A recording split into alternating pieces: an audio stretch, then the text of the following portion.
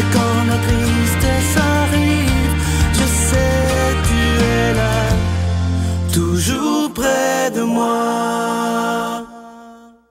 Bon vendredi, bienvenue à votre émission de La Victoire de l'amour. J'espère que vous allez bien. La semaine a passé tellement vite. Et comme on le fait tous les vendredis, on rejoint notre bon ami, le bon doc, Gilles Lapointe.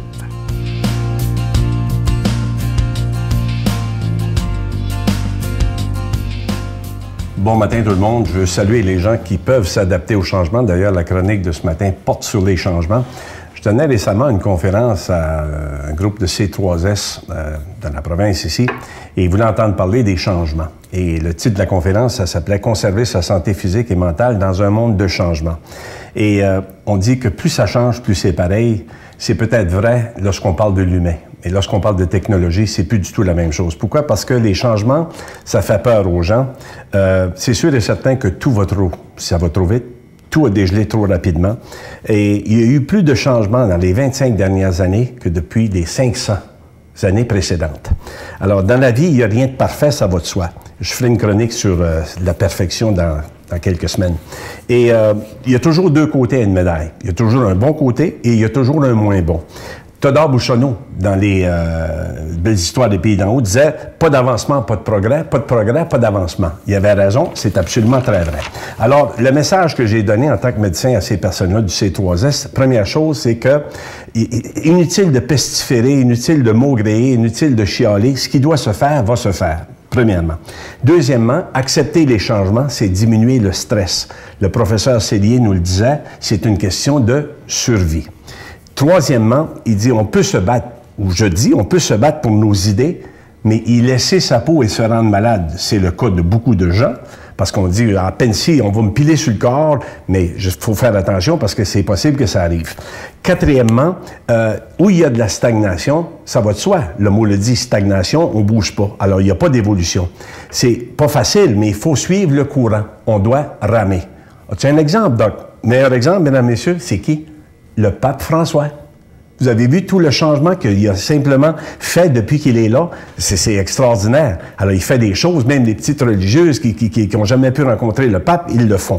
Et la dernière chose, ou une des dernières choses, on dit que les changements, c'est inévitable, c'est nécessaire, c'est omniprésent et c'est indispensable. Donc, il faut s'adapter.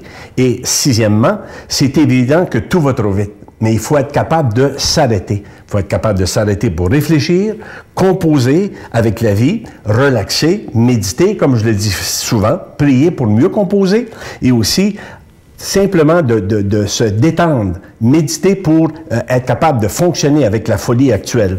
Et c'est pas facile pour personne et c'est là que la foi devient absolument importante et elle devient capitale. Alors, je souhaite que les gens soient capables de s'adapter au changement parce que, préparez-vous, ce n'est pas fini. Ça a toujours existé, je vous le dis, la loi, c'est une loi, le changement. Il y a des choses qu'on peut faire, mais simplement de s'adapter, c'est le secret. Je vous souhaite d'être capable de vous adapter. Bonne semaine. Notre Père qui es aux cieux, que ton nom soit sanctifié, que ton règne vienne, que ta volonté soit faite sur la terre comme au ciel. Donne-nous aujourd'hui notre pain de ce jour. Pardonne-nous nos offenses comme nous pardonnons à ceux qui nous ont offensés. Ne nous laisse pas entrer en tentation, mais délivre-nous du mal, car c'est à toi qu'appartient le règne, la puissance et la gloire pour les siècles des siècles. Amen. Je suis très heureux de vous parler de ce beau cadeau en ce mois de Marie. Vous savez que c'est le mois le plus beau, comme on dit. Il s'agit d'une épinglette, une exclusivité de la Victoire de l'amour, de la Vierge de Notre-Dame de Lourdes. Vous savez, à Lourdes, où j'ai eu la chance d'aller, évidemment, et beaucoup d'entre vous, c'est un endroit absolument extraordinaire et c'est une épinglette de Notre-Dame de Lourdes. Et vous la voyez à l'écran, elle est entourée de beaux petits zircons bleus. Je vous rappelle que cette épinglette, elle est déjà bénie et c'est avec un don de 25 $ si vous en voulez une. Et si vous en voulez deux, parce que ça se donne tellement bien en cadeau, c'est avec un don de 40 $. Je vous rappelle que si on vous demande des dons, c'est pour nous aider à payer pour être à la télévision. Vous savez qu'on doit payer pour la diffusion ou ici payer pour la production de chacune des émissions. Vous savez qu'on est depuis 20 ans, 7 jours par semaine à la télé. Et ça, c'est absolument extraordinaire dans les temps qu'on vit présentement de pouvoir proclamer la parole de Dieu. Je vous donne l'adresse, La Victoire de l'amour, casier postal 120, succursale Boucherville à Boucherville, le J4B 5E6, je vous la redonne. La Victoire de l'amour, casier postal 120,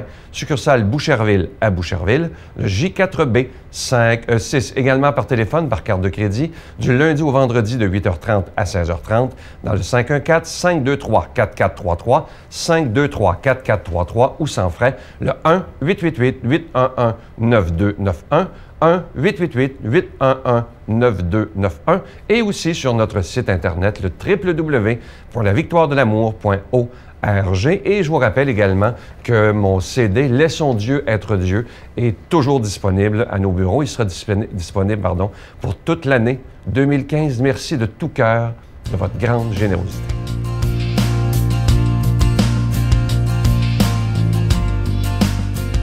Mon Dieu, donnez-moi la sérénité d'accepter les choses que je ne peux changer, le courage de changer les choses que je peux et la sagesse d'en connaître la différence. Amen. On rejoint immédiatement pour la parole de Dieu l'abbé Jean Desclos.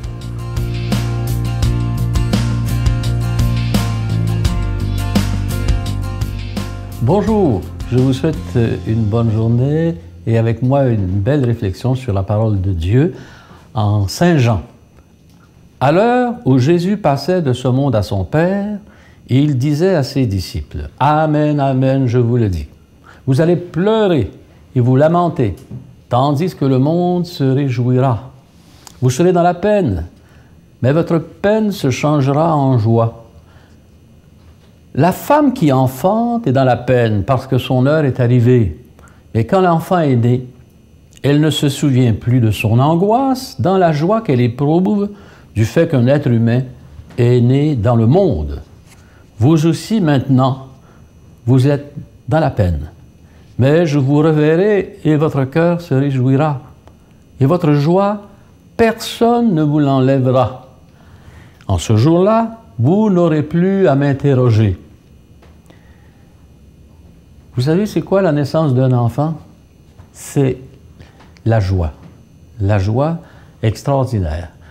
On a dans notre vocabulaire toutes sortes de formules pour exprimer la valorisation de certaines idées, de certaines personnes. Par exemple, le féminisme, ça signifie qu'on valorise la place de la femme dans la société. Je voudrais inventer un mot. Le bébéisme, l'adoration de l'enfant. Comme c'est beau un enfant, on est tout autour, on est dans la joie. Mais on sait bien que cette joie de la naissance, qui a été attendue fébrilement par les parents qui avaient hâte de voir le petit poupon, puis qui, de temps en temps, on voit, vont essayer de savoir si c'est un mâle ou une femelle, un garçon ou une fille. Et alors, on sait la joie que cela procure en même temps que beaucoup de préoccupations, parce qu'on est soucieux de son avenir, de sa santé et tout le reste. La naissance d'un enfant sert à Jésus pour nous parler de sa mort. C'est étrange. Vous pleurez. Pourquoi pleurer? Bon, entre nous, pourquoi on pleure? Il y a 2 ou 3 raisons qui vont faire qu'on va pleurer. C'est que on est triste, chagriné. Le chagrin, là, ça veut dire qu'on est déçu. Il y a toutes sortes de raisons. Mais puis parfois, on va pleurer parce qu'on est content. Les parents qui voient leur grand garçon, leur grande fille recevoir son diplôme universitaire, c'est extraordinaire. Ils pleurent de joie. Mais parfois, on pourrait associer les pleurs à l'amour. Je fais des funérailles souvent. Je demande aux gens, dans l'église, pourquoi êtes-vous là? Bon, je comprends, les enfants, ils ont perdu leur grand-papa, leur grand-maman, leur papa, leur maman. Mais les autres, pourquoi vous êtes là? Pas par convention, parce que vous aimez. Lucien qui vient de décéder, vous le connaissiez, vous le trouviez extraordinaire, vous l'aimiez, sinon vous ne seriez pas là. Pourquoi vous êtes triste? Parce que vous aimez. Et c'est toujours comme ça qu'on comprend la relation qu'on peut avoir qui nous bouleverse avec quelqu'un parce qu'on a de l'amour là-dedans. On est bouleversé parce qu'on l'aime, on est bouleversé parce qu'on le perd, on est triste parce qu'on aime. Mais Jésus dit, c'est pas fini. Alors voilà, la mort est comparée, notre mort et la sienne, à une naissance, à une nouvelle naissance. Et d'ailleurs, c'est comme cela qu'on va identifier quand quelqu'un de grande qualité meurt, puis qu'on va le canoniser, on va parler de sa nouvelle naissance en Dieu, dans sa mort. Nouvelle naissance où finalement le bébé que nous redevenons, parce que c'est un peu ça qui se passe, quand vient la finale de la vie, une tension, une angoisse, une peur de l'inconnu, comme le bébé qui est dans le ventre de sa mère, qui ne sait pas qu'est-ce qui l'attend dans le monde où il y a de la lumière, où il y a du bruit, et qui va entrer dans ce monde extraordinaire qui est celui des humains. Mais les vivants que nous sommes qui entrent dans la mort, nous entrons un petit peu comme dans une nouvelle naissance, dans un inconnu. Un inconnu qui va peut-être nous éblouir comme le soleil va éblouir les yeux d'un enfant qui naît. Puis qu'on va entendre la voix de Dieu et qu'on va être là dans la joie totale. Et c'est pour ça que Jésus dit « Relax, vous pleurez, mais votre chagrin va se changer en joie. » Et c'est la même chose pour nous qui affrontons la mort. Oui, l'inquiétude est là, c'est normal. Mais dans la foi, nous disons ce n'est pas terminé. Ce qui nous attend, c'est la joie chez Dieu, avec quelqu'un qui nous aime infiniment. Et comme les parents serrent dans leurs bras et cajolent et bécotent un bébé qui vient de naître, j'imagine qu'au ciel, on va se faire bécoter, embrasser, caresser, cajoler par un Dieu plein de tendresse. C'est comme ça que je le vois, c'est comme ça que je le comprends. C'est aussi comme ça que Jésus veut voir dans nos cœurs se transformer notre chagrin de désespoir en espérance de joie qui ne se tarira jamais. C'est ça la foi chrétienne. Et il faut voir à quel point cela nous aide à bien vivre et aussi à bien mourir. Je pense qu'on peut en profiter aujourd'hui pour réfléchir à cela calmement. Et je vous souhaite une bonne journée. Je vous bénis au nom du Père et du Fils et du Saint-Esprit. Amen. Je vous salue Marie, pleine de grâce. Le Seigneur est avec vous. Vous êtes bénie entre toutes les femmes, et Jésus, le fruit de vos entrailles, est béni. Sainte Marie, Mère de Dieu, priez pour nous pauvres pécheurs, maintenant et à l'heure de notre mort. Amen.